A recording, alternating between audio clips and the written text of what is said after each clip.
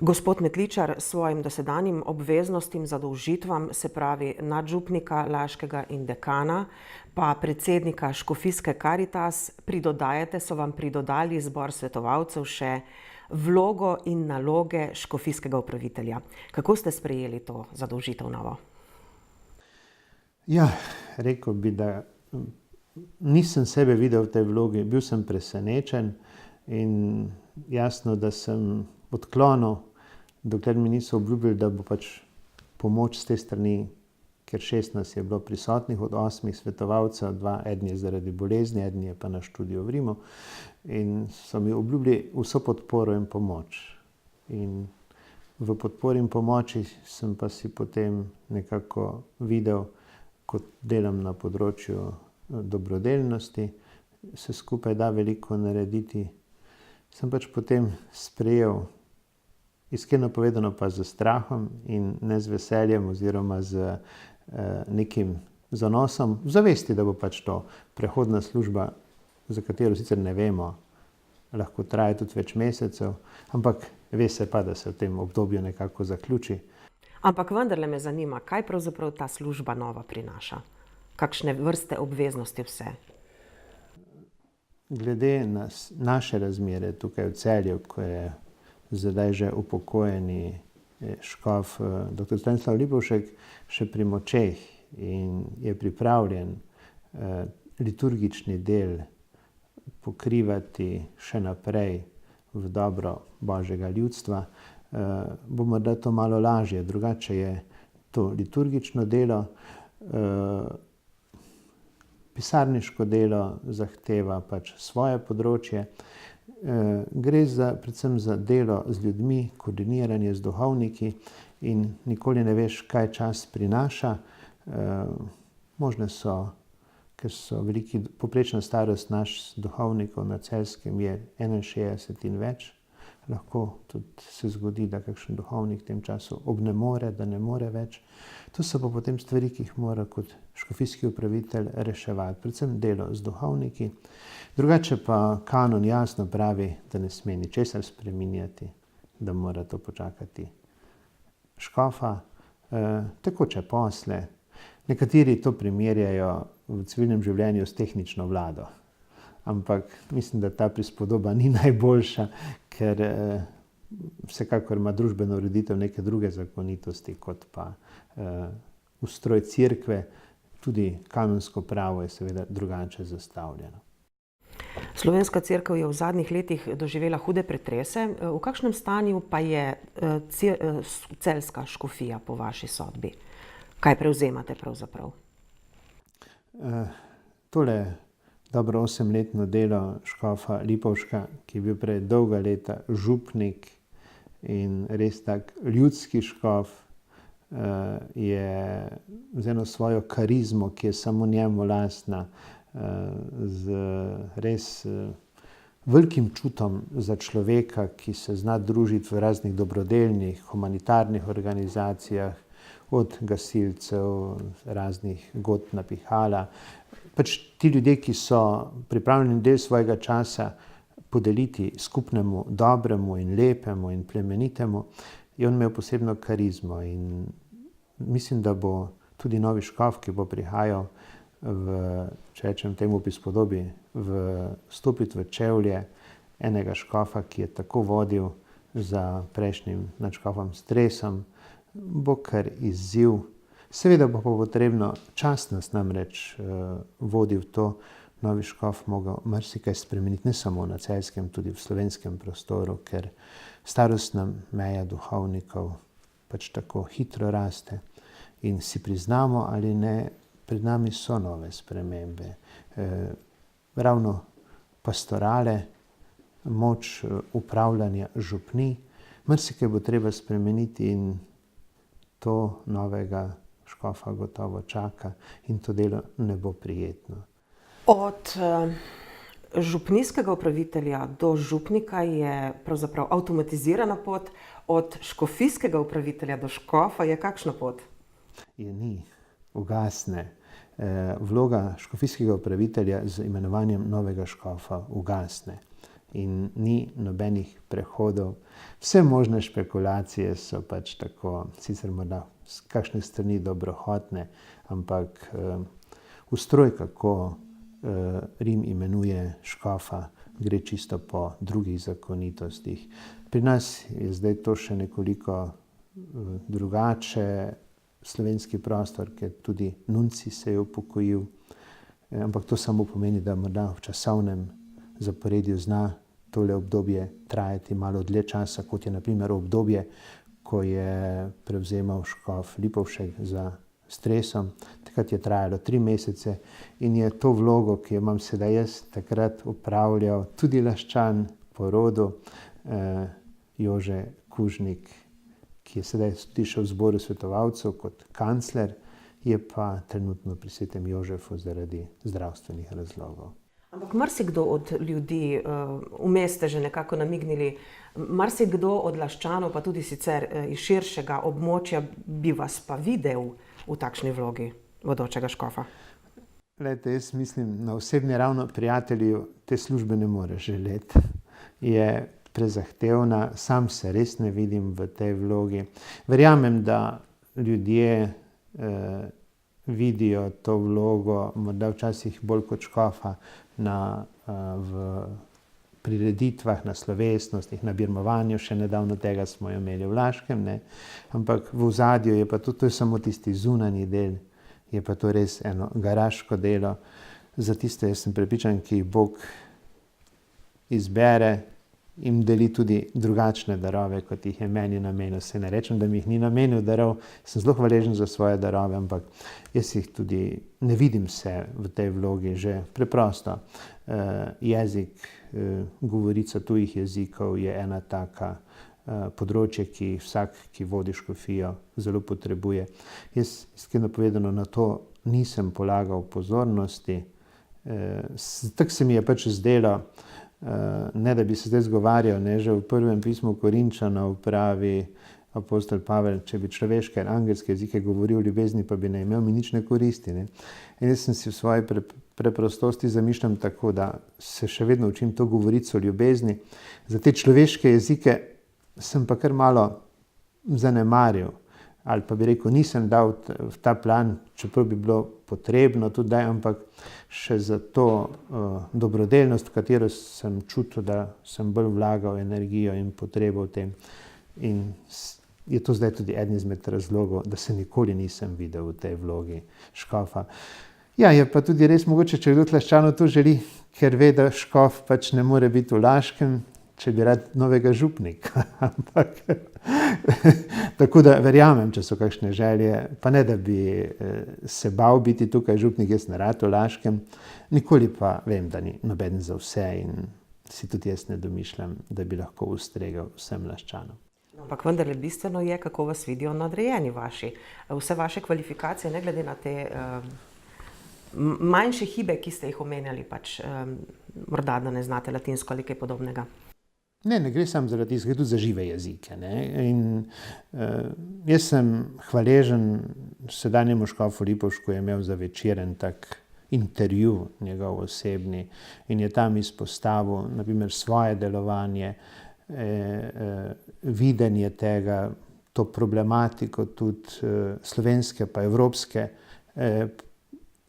strani v zvezi z begunci, ne, in je tam izpostavil dobrodelnost in pa karitas in jo dal vzporednico z evangelijem. In na tem področju smo res veliko sodelovali. Drugače je pa škof ob svojem upokojitvi poslal 3 imena in jaz sem kar prepričan, da med tistimi 3 imeni ni mene.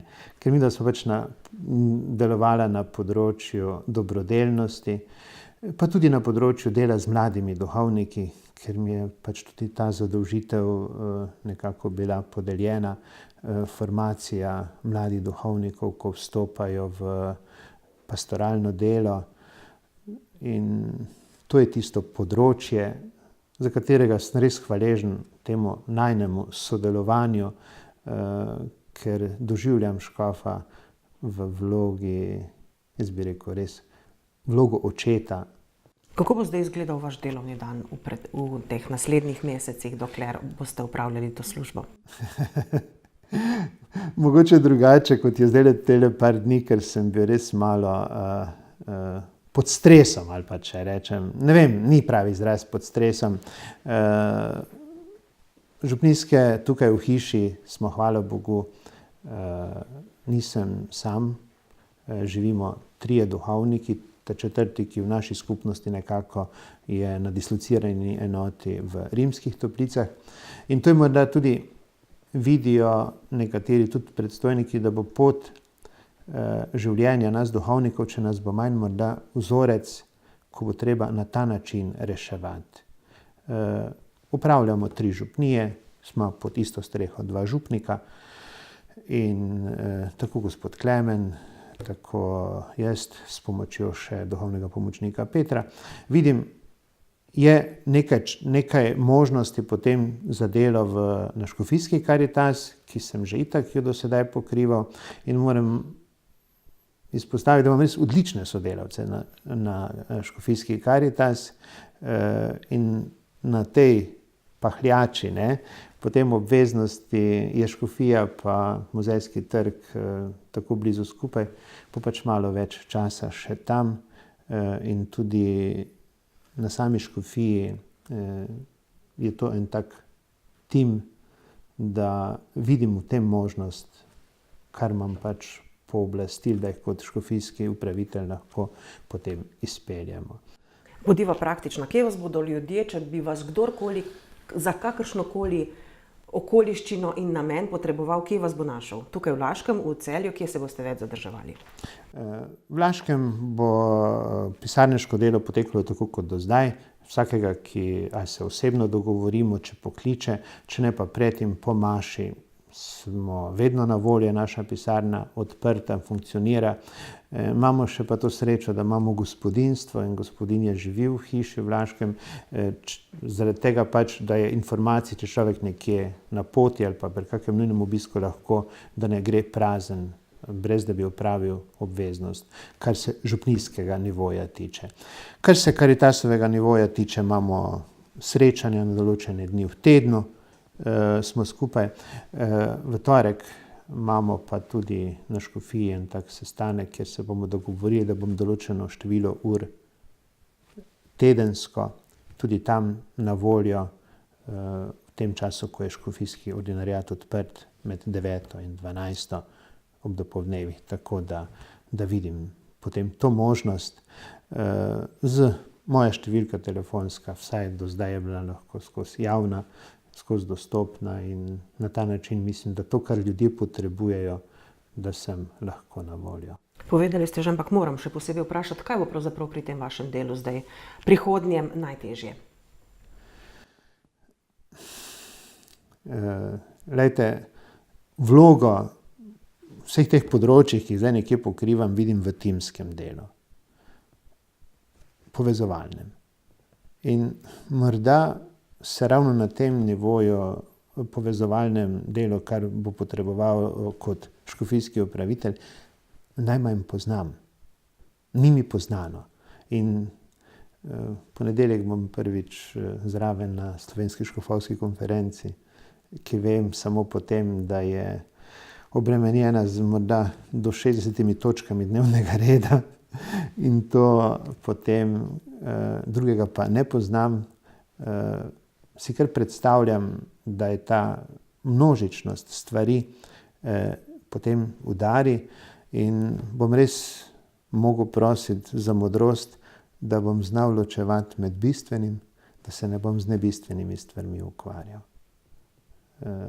Vedno pa želim ostajati, se pravi, da sem po naravi izredno, bolj mi ležijo praktične stvari kot pisarniške, zato tudi nekako si ne želim vzeti tistega časa.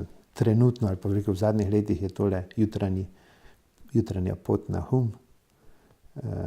da si kondicije nekako naberem za telo, poskrbim za svoje zdravje, potem pa po obveznostih. Precej ste tudi aktivni na družabnih omrežjih, zlasti na Facebooku, prav to, kar počnete. Vsako jutro bi rekli, večkrat kaj zapišete, ljudje to lepo sprejemajo. V bistvu je tak Facebook neko nadomestilo za druge oblike družabnega življenja.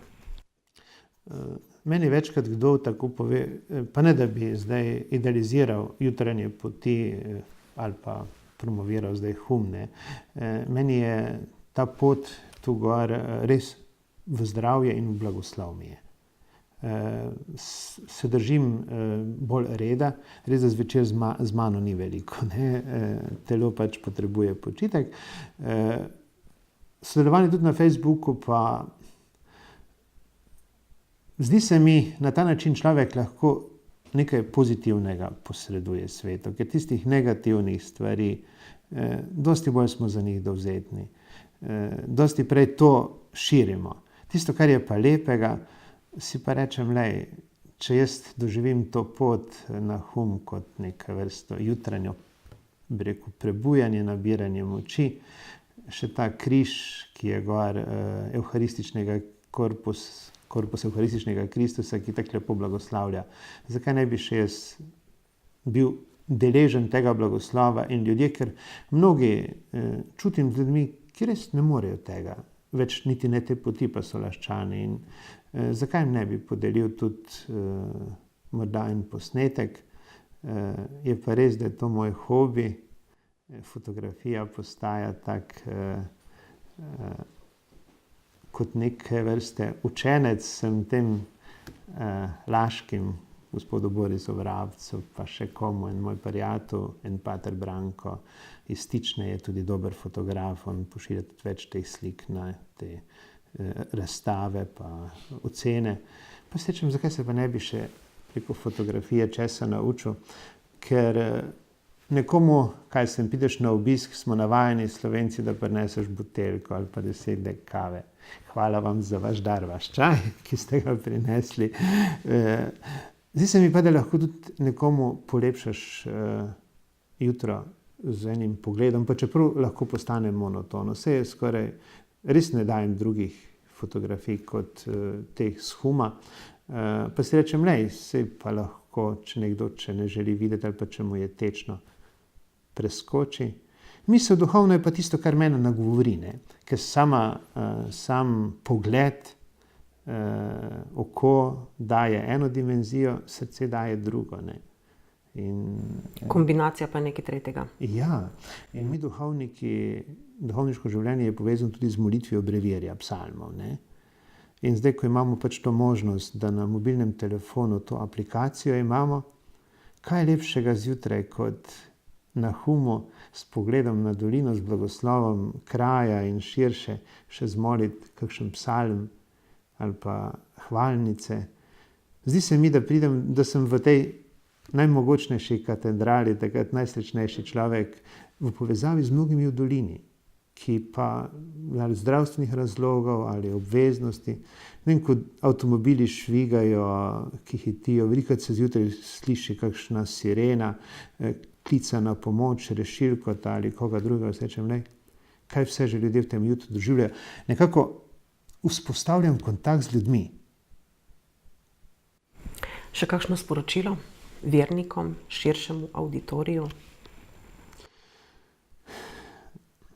Kaj naj rečem drugega kot priprošnja za molitev, da ne bi prevelikih neumnosti delal v tem času, ker se čutim, da je to res odgovornost in da lahko morda z eno mojo človeško slabostjo ali pa napako naredim zdaj še več škode komu in nekako v zaupanju, da nas Gospod vodi, računam in si želim, da tudi drugi več molimo v tem času, da čim prej dobimo novega celjskega škofa. Naj ima vaše delo Božji blagoslov. Hvala lepa.